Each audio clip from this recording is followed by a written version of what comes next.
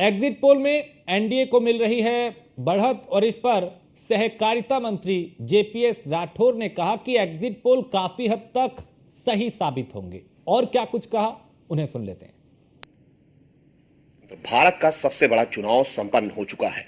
हालांकि नतीजे 4 तारीख को आएंगे, लेकिन सत्ताधारी दल Bharatiya Janata party exit polls में बढ़त में दिखाई दे रहा है। लगातार आरोप प्रत्यारोप के दौर चले, बहुत सारी पार्टियां जिन्होंने इंडिया गठबंधन बनाया, लेकिन जो एग्जिट पोल के नतीजे अभी तक दिखाई दे रहे हैं उनसे एक चीज साफ नजर आ रही है कि भारतीय जनता पार्टी तीसरी बार केंद्र की सत्ता पर काबिज होने जा रही है। हमारे साथ हैं उत्तर प्रदेश के सहकारिता मंत्री और उत्तर प्रदेश भारतीय जनता पार्टी में लंबे वक्त तक संगठन का काम देख चुके जेपीएस राठौर। मंत्री जी, जिस तरीके से इस बड़े चुनाव के बाद एक बड़ा गठबंधन इंडिया बना और अब जो एग्जिट पोल आ रहे हैं, किस तरीके से इनको देख रहे हैं? एग्जिट पोल मुझे लगता है कि काफ़ी हद तक एग्जैक्ट पोल है और भारतीय जनता पार्टी जो एग्जिट पोल में सीट्स मिल रही हैं, मुझको तो और उम्मीद है कि इससे ज़्यादा ही और मिलनी चाहिए सीट्स। और जिस तरीके से गठबंधन की आप बात कर रहे हैं, आखिर एक गठबंधन बना किसके लिए?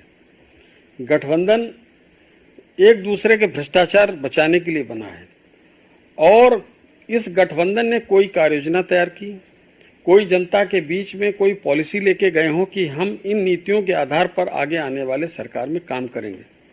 हमने एजेंडा दे दिया कि 400 पार, उसी एजेंडे के इर्द गिर्द पूरा चुनाव घूमता रहा।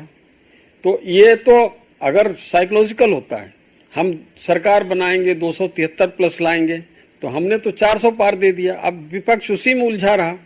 तो ये तो मतलब विपक्ष सोचना चाहिए कि विपक्ष करता क्या रहा है। दूसरा, उन्होंने जो बातें की हैं वो कभी जातीय जनगणना की बात करी, कभी आरक्षण की बात करी, कभी संविधान बचाओ की बात करी और कभी खटाखट की बात करी। लेकिन इन बातों से वोट नहीं मिलने वाला है। ये बातें आप कर सकते हो थोड़ा हंसी मजाक के लिए, और किसी रैली में जाओगे तो तालियां बटोर सकते हो, लेकिन इन बातों से या आप सोचें कि वोट मिलने वाला है तो वोट नहीं मिलेगा। वोट अगर मिलेगा तो आपकी जो ठोस नीतियां होंगी, जिसके कारण देश कितना सुरक्षित होगा, देश का कितना विकास होगा, देश की जो गरीब है जनता है उसका कैसे डेवलपमेंट होगा, उनकी आर्थिक स्थिति कैसे सुदृढ़ होगी, लोगों को रोजगार कैसे मिलेगा, इन सब के हिसाब से कार्य योजना जब तैयार करके जनता के बीच में रखा जाता है तो उससे वोट मिलता है। और विपक्ष इन चीज़ों पर पूरी तरीके से विफल रहा है। भारतीय जनता पार्टी ने 400 पार का नारा दिया था। क्या आप मानते हैं एग्जिट पोल लगभग इसके आसपास आ रहे हैं तो माना जाए कि पिछली बार से बड़ा बहुमत इस बार भारतीय जनता पार्टी लेकर आ रही है, वो भी ऐसी परिस्थितियों में जब 2 बार सरकार चल चुकी हो, एंटी इनकम्बेंसी भी रही होगी और विपक्ष भी एक गठबंधन बनाकर सामने आ रहा हो, तो मानते हैं कि 400 पार के नजदीक जिस तरीके से आंकड़े दिखाई दे रहे हैं, ये आपको 4 तारीख को भी बदलते हुए दिखेंगे? देखिए, ऐसा है कि आंकड़े निश्चित रूप से काफ़ी करीब हैं और मैं जैसा पहले कह चुका हूं कि ये इससे भी बेहतर परिणामों की हमको उम्मीद है। और जिस तरह से एंटी इनकम्बेंसी की आप बात कर रहे हैं, तो एंटी इनकम्बेंसी नहीं, ये सरकार के लिए प्रो इनकम्बेंसी की तरह से काम किया है। प्रो इनकम्बेंसी तब जनरेट होती जब नेता से लगाव होता है। आज देश की जनता माननीय नरेंद्र मोदी जी से प्यार करने लगी है, माननीय मोदी जी का सम्मान और ज़्यादा करने लगी है, तो इसके कारण एक प्रो इनकम्बेंसी पैदा हुई है। और हमने मोदी जी को ही मुद्दा इस चुनाव में बनाया है, मोदी जी के कामों को मुद्दा बनाया है। जिस तरीके से गरीबों का कल्याण मोदी जी ने पिछले 10 सालों में किया है, 25 करोड़ गरीबों को गरीबी रेखा से निकाल कर ऊपर ले जाना, ये बहुत बड़ा काम है, ये आसान काम नहीं था। तो गरीब, आज गरीब क्या है? गरीब को लगता है कि हमको पक्का घर देने का काम मोदी जी ने किया है। जो हम सपना नहीं सोच सकते थे वो हकीकत है। हमको किसान सम्मान निधि देने का काम किया है, हमको राशन देने का काम हो रहा है, हमको आयुष्मान कार्ड का 5 लाख तक का मुफ्त में इलाज देने का काम हो रहा है।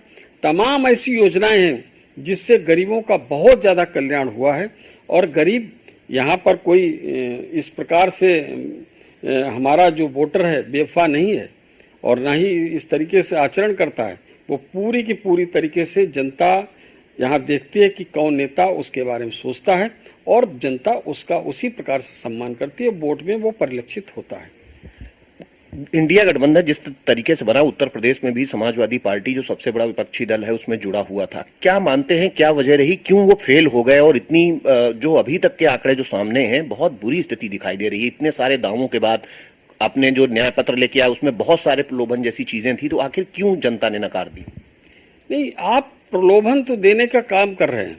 उन्होंने कहा कि 1 लाख रुपया प्रति व्यक्ति प्रति महिला को देंगे और वो जाएंगे 8,500 रुपया हर महीना खटाखट। लेकिन क्या आप जिन स्टेट्स में कांग्रेस की सरकार है वहां ये खटाखट चल रहा है? अगर ये जहां पर कांग्रेस की सरकार है वहां पर ये खटाखट चला देते तो जनता हो सकता भरोसा कर लेती।